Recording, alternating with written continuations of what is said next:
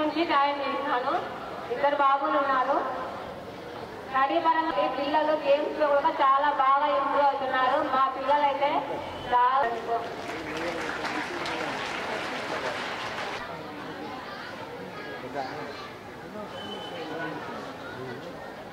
అందరికీ నమస్కారం. మన ఎమ్మెల్యే మేడం గారికి అది మీరు వాడుకొని తర్వాత మీ పిల్లలను ముందుకు ఎట్లా వాళ్ళు చేసేది గొప్ప పని అనుకుంటాను నేను. తర్వాత ఇంకా ఒక విషయం అంటే మేడం గారి తర్వాత స్పెషల్లీ విద్యా రంగానికి నాకు అడిగితే ఒక ఎమ్మెల్యేగా మేడం పొద్దున్నే విద్యా వాలంటీర్కి నియమించినారు. వాళ్ళ స్కూల్కి పోతా ఉన్నారు. इसमें कहा जाए तो मैं कहूँगा कि मैडम जब कभी भी मैडम इतना आत्मीयता जिसे कहते हैं वो मैडम की मैं इसके लिए बहुत शुक्रिया अदा करता हूँ, थैंक्स बोलता हूँ. तो लीडरशिप में जो प्रोग्राम्स होते हैं विचारंगाనికి కానీ ధన్యవాదాలు చెప్తాను. నమస్తే.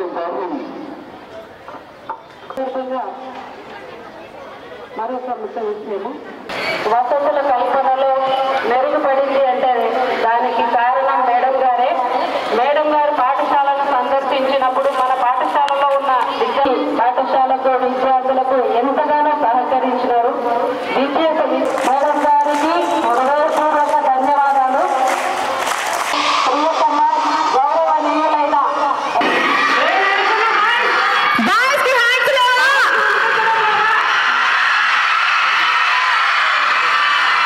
Good, very good.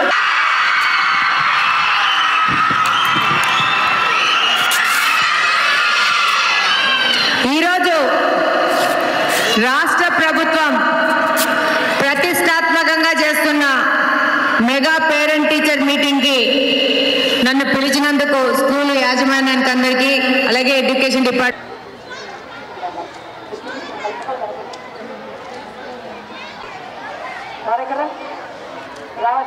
పాఠశాల గాంధీనగర్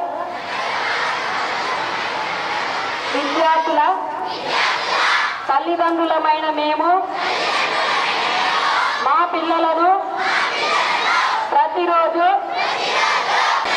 వారి చదువుకు ఇంటి వద్ద ఎలాంటి ఆటంకం కలగకుండా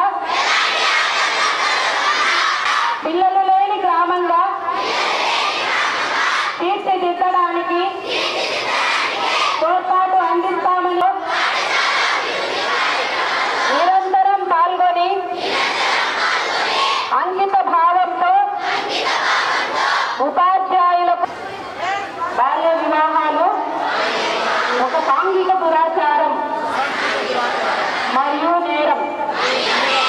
బాల్య వివాహాలు బాలికల విద్య, రక్షణ, ఆరోగ్యం మరియు అభివృద్ధికి ఆటంకమే కాకుండా వారి కళలను సాకారం చేసుకునే అవకాశాలను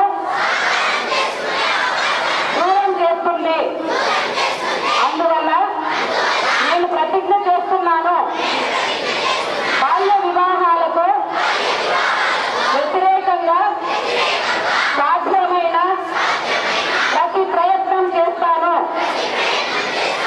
నా కుటుంబం, నా పరిసరాలు, నా గ్రామం మరియు సమాజంలో బాల్య వివాహాలు జరగకుండా చూస్తాను. ఈరోజు ప్రభుత్వం ప్రతిష్టాత్మకంగా తీసుకున్న మెగా పేరెంట్ టీచర్ మీటింగ్ ఈరోజు జరిగింది. ప్రతి ఒక్క నియోజకవర్గంలో ఆ నియోజకవర్గానికి సంబంధించిన ప్రజాప్రతినిధితో పేరెంట్స్, టీచర్స్, స్టూడెంట్స్తో ఈరోజు మీటింగ్ జరిగింది. ఏ విధమైన కార్యక్రమాలు పాఠశాలలో తీసుకొస్తున్నాం, భవిష్యత్తులో ఎలా తీసుకొని రావాలా, అలాగే 10th క్లాస్ ఎగ్జామ్స్ దగ్గరకు వచ్చినాయి. 100 డేస్ యాక్షన్ ప్లాన్ గురించి డిస్కషన్.